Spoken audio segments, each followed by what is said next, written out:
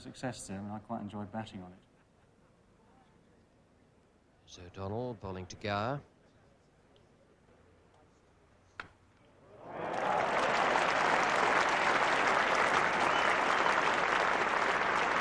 Some lovely strokes of that quality down at Lord's.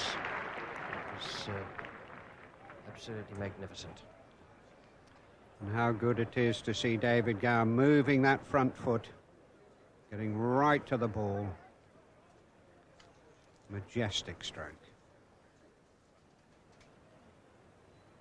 Geoff Lawson to Gower. Good shot again. There's two glorious cover drives from David Gower this morning.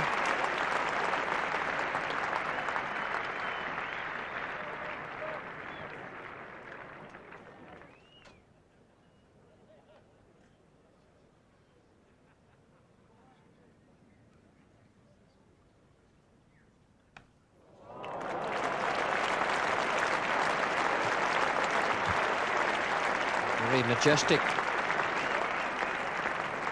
almost casually majestic.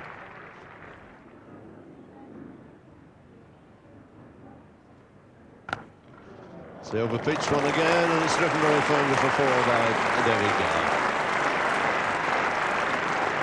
It really does make it look all so easy when he's in form.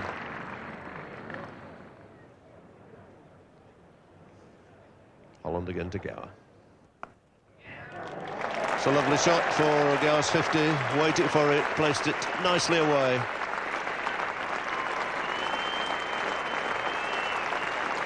So 3 runs to David Gower, take him on to 52.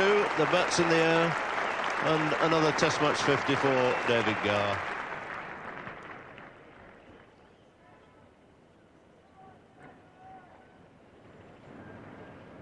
McDermott to Gower. It's an elegant stroke. All the time in the world.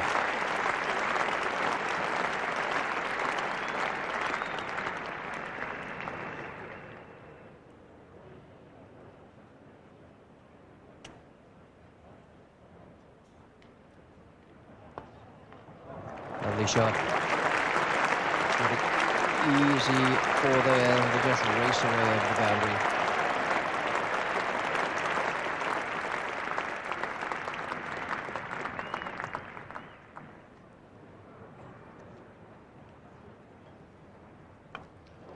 Down the wicket, over the top, great shot.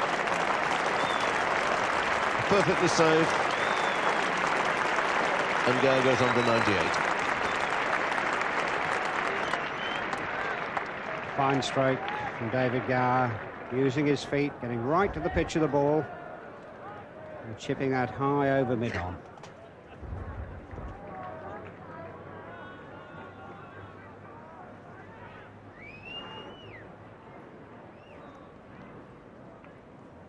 Donovan going to come round the wicket now to Gower. That's it. Nice little nudge off the legs. He'll come back for 2 and 101 then for David Gower. Fine effort, the bat's up high, 261 for 2, and Gower not out, 101.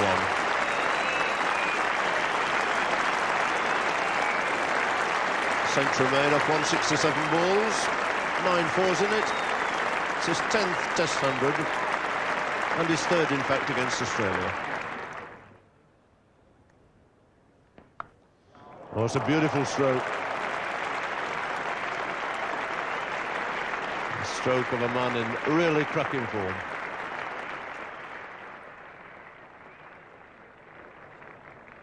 Brilliant shot. All the time in the world.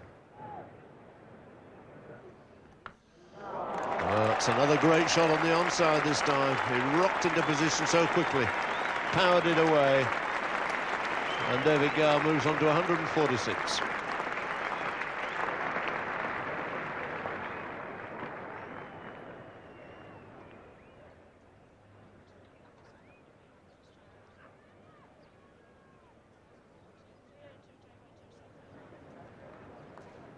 Still to be Craig McDermott. It's overpitched and driven with all the ease and grace that one has come to expect. 4 more. 150 for David Gower. Off comes the cap. He's pushed his boundary collection on to 15 now. And he's received just 258 balls for that 150.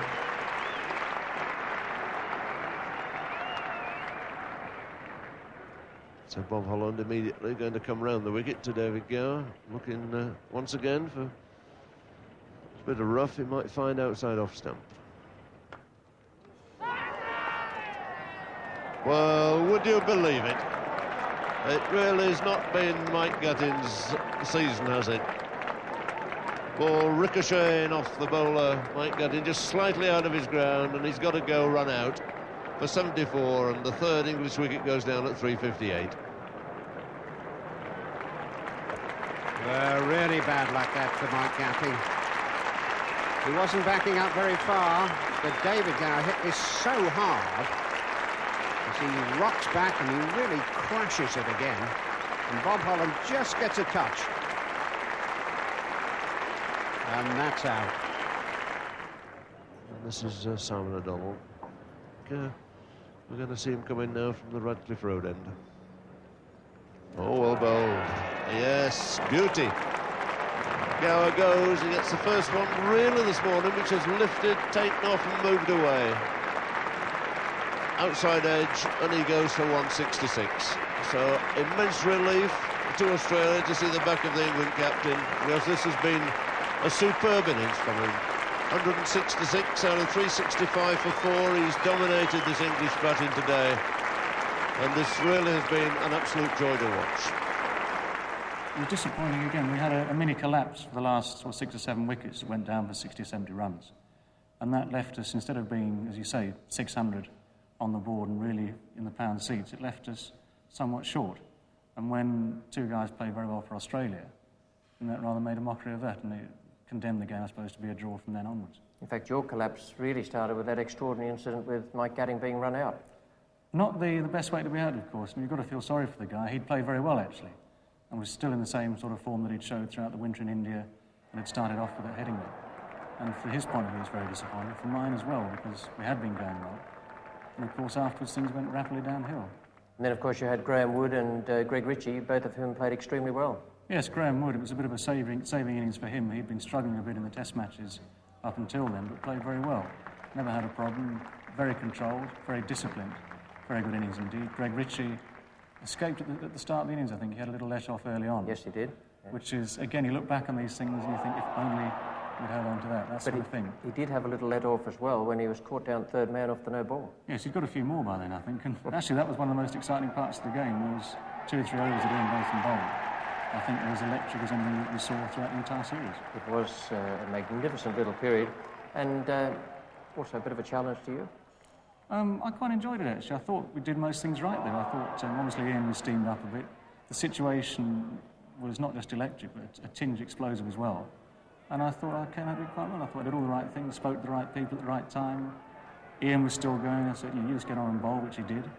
And he had that burst, which was a make-or-break effort, really. But you do need that sort of burst. You need people like Ian to come on, to entertain, and in this case, of course, from my point of view, to try and take the wicket. It was, as I say, the most important part about the whole issue was it was